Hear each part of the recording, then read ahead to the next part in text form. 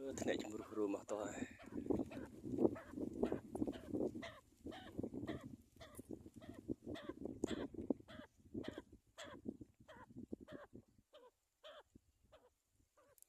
ថ្ងៃចិត្តលិចហើយ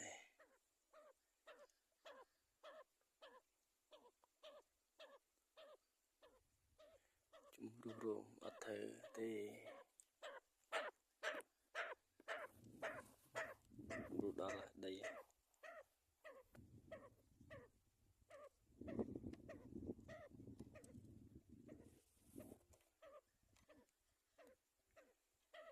speaker នោះ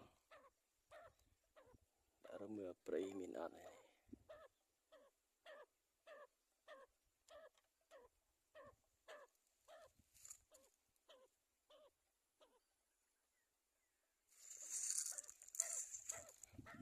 នោះងាយទូលលិច